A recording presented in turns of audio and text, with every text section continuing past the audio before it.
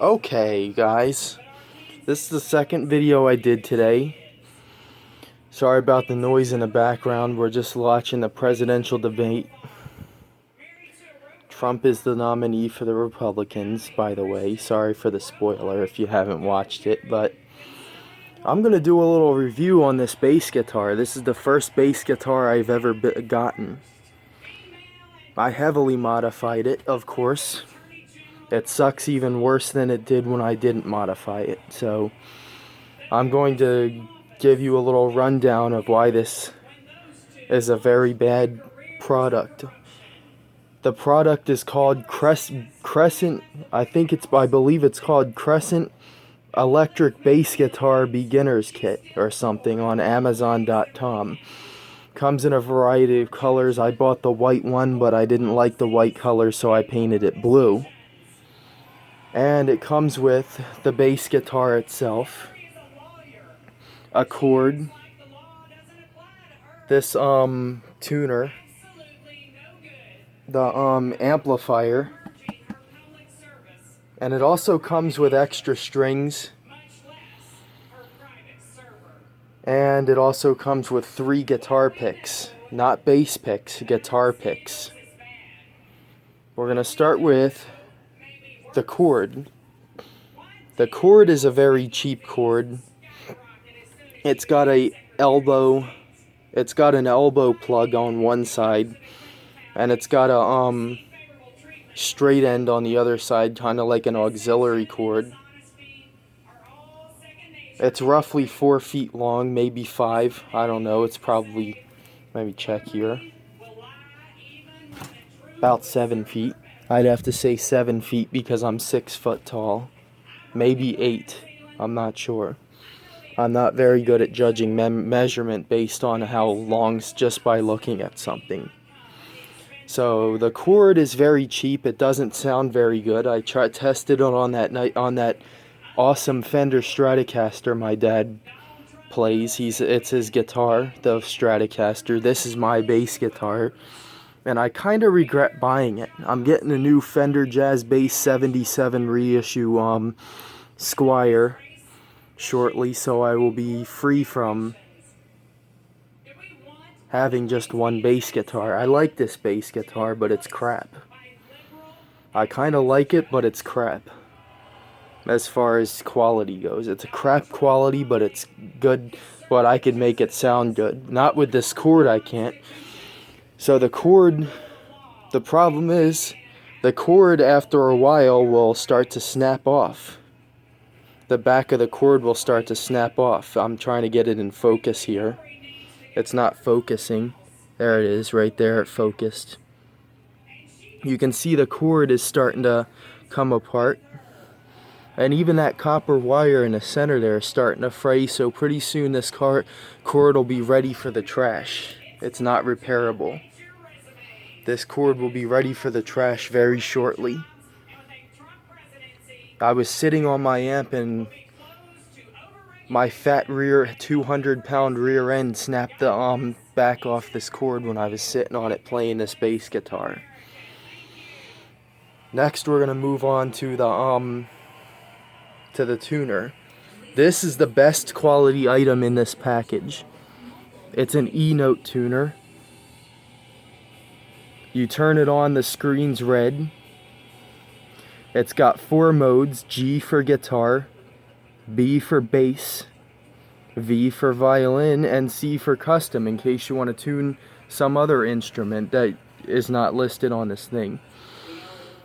If you hit the on button again, it goes from clip mode, which is where the tuner picks up the sound of the instrument through the vibration of the clip, to mic mode, where it'll pick up the vibration of the note through the microphone that's right here under my finger. You turn it again, it shuts off. You can take the frequency up and down. So for a bass guitar, it would be 440 would be the best. And when you tune, let's put it on the bass guitar. Let's move it to bass mode. Bass. We're going to try to tune the E string. When you tune the bass guitar, the G string in this case. If the string is not in tune,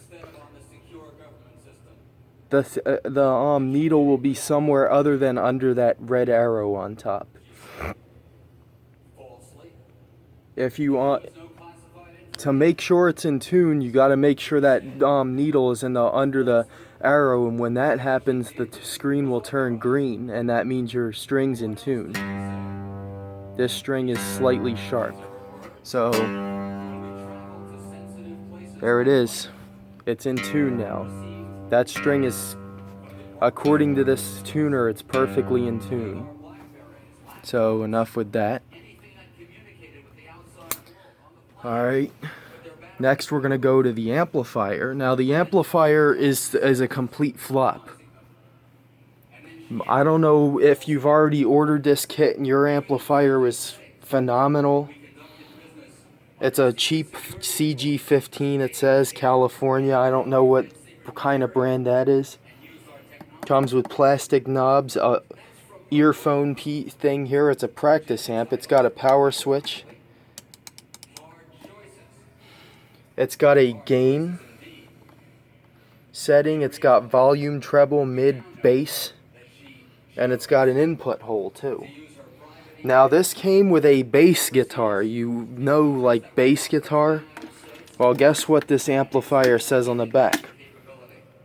Guitar amp, not bass guitar amp, guitar amp. It doesn't say bass guitar on it. Chassis surface hot, which means it probably doesn't have a ground wire to it. All the amps I've ever played with have a ground terminal on the outlet. This one doesn't. This was probably a homemade kit. It's got the different spec sheets. I didn't take that off. I was planning to return this because it doesn't even work. I plugged it in, flipped it on, but it wouldn't fire up. I was so psyched to play my bass guitar, but it wouldn't fire up, and I was like, damn it, I have to return it now.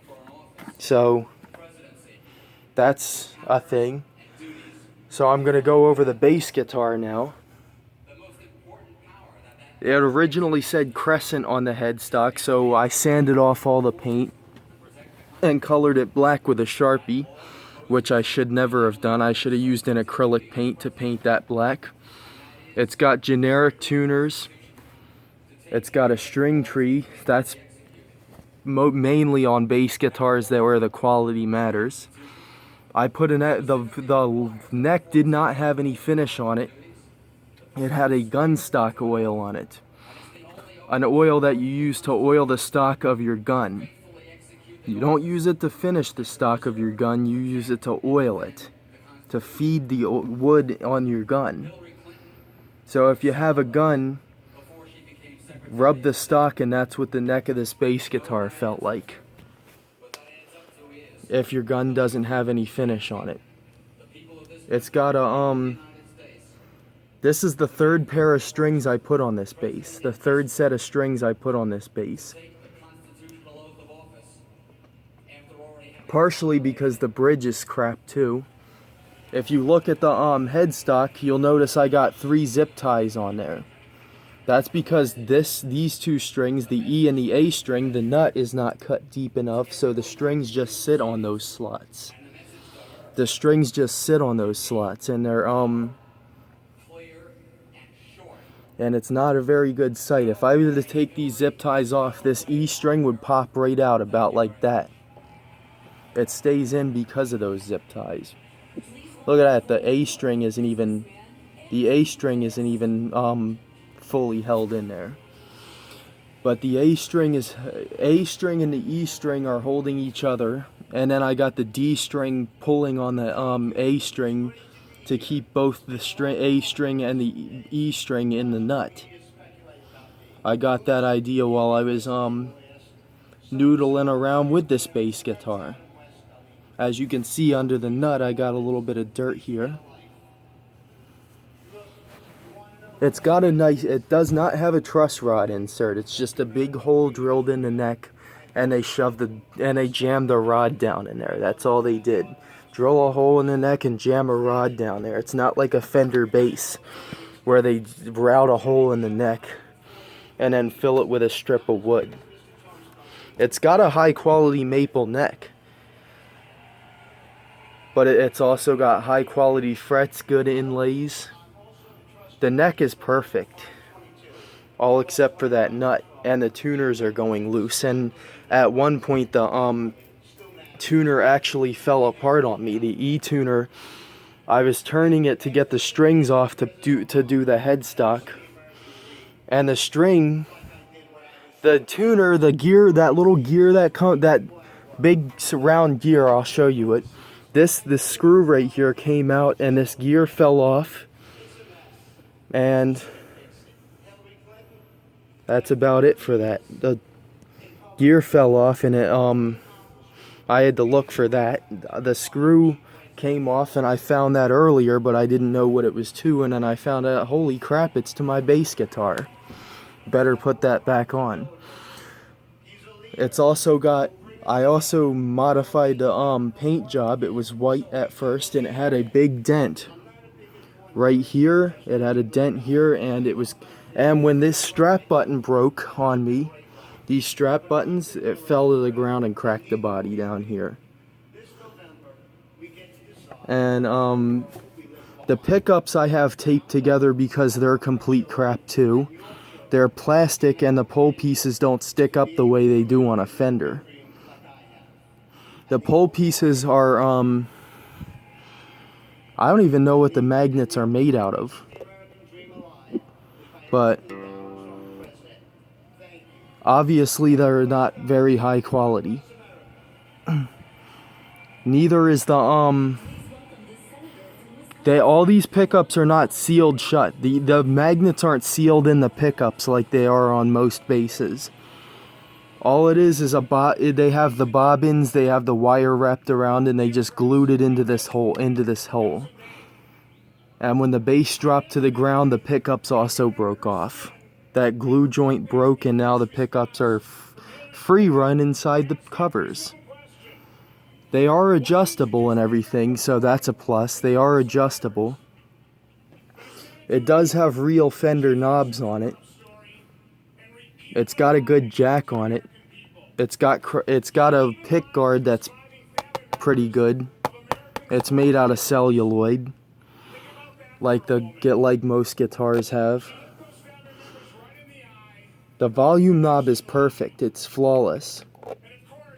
The tone knob, on the other hand, when I was painting this guitar, I accidentally broke a wire somewhere around where the pickups are. I soldered it back on, and then I plugged the guitar into play. And I tried to turn my tone knob down so I can play a song that doesn't have tone to it. And I turn it down, and the bass guitar just completely shuts off when I get like about down to here, where it would be like a 2 or a 3 on the it would be a 2 or a 3 on a Stratocaster. I don't have a dial on this bass. I don't think most basses don't. The bridge is very light though. It doesn't have very good sustain. Let me give you a listen.